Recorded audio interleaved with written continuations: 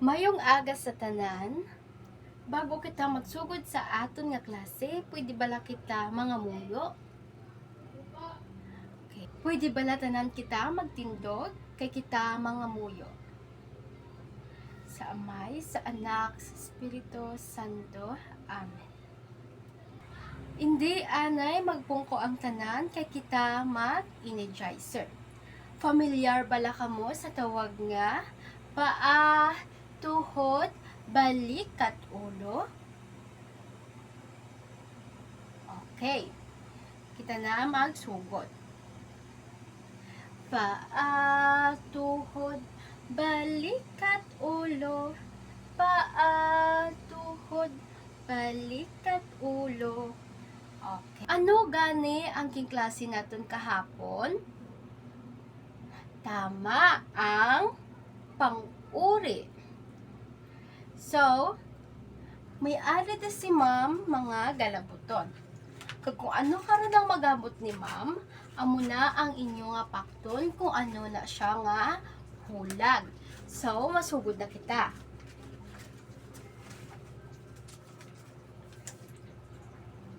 Ready na ba ang tanan? Okay.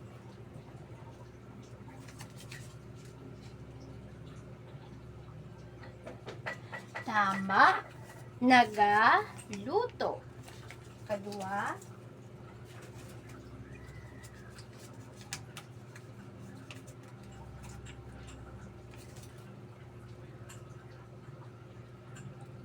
Tama. Nagahugas.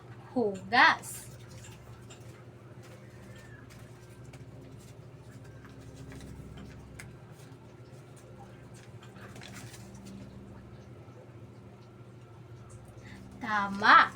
Nagakaon.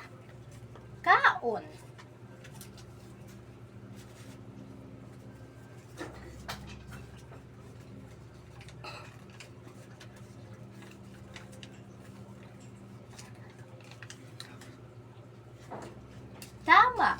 Tumatawa. And last,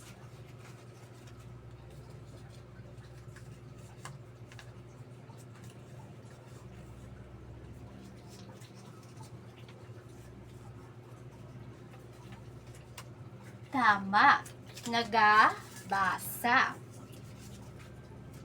So, balaan nyo na bala kung ano ang topic natin sa bunga adlaw? Tama.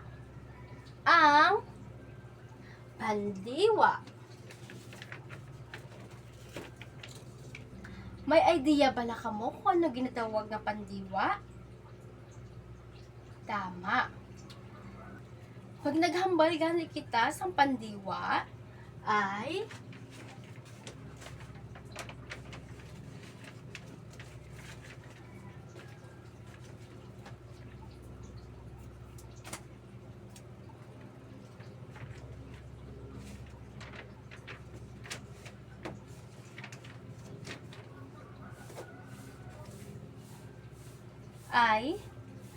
ang pandiwa ay salitang nagsasaad ng kilos o galaw ng isang tao, hayop o bagay.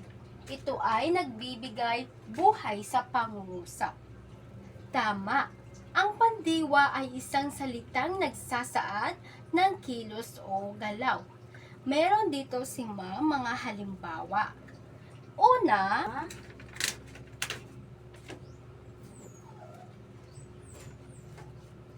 ano ito? Maaari nyo bang ilarawan kung ano ito? Tama. Ang bata ay naglalakad.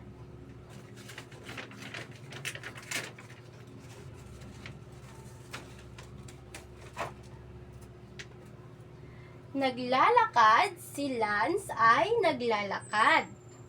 At pangalawa,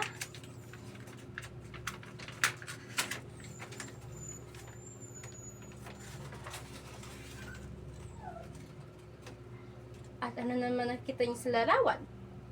Tama, nanunood si nanay at si tatay. Ito ay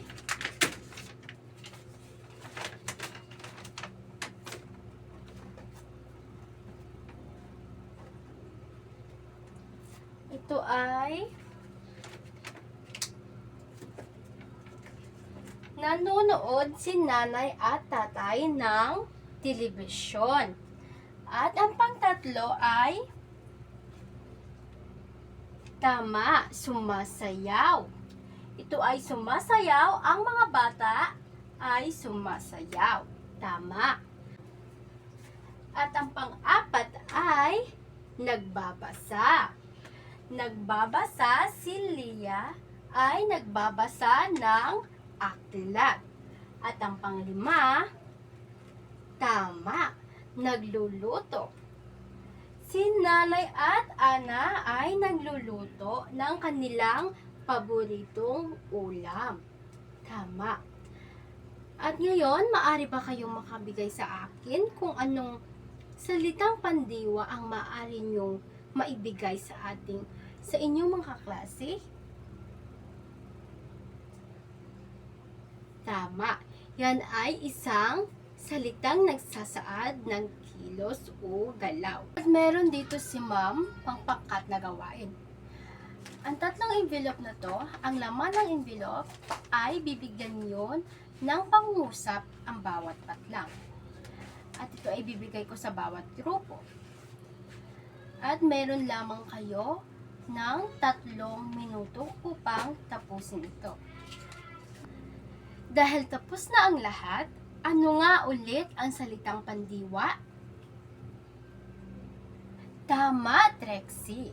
Ang pandiwa ay salitang nagsasaad ng kilos o galaw. At ano naman ang mga halimbawa? Tama, Mark.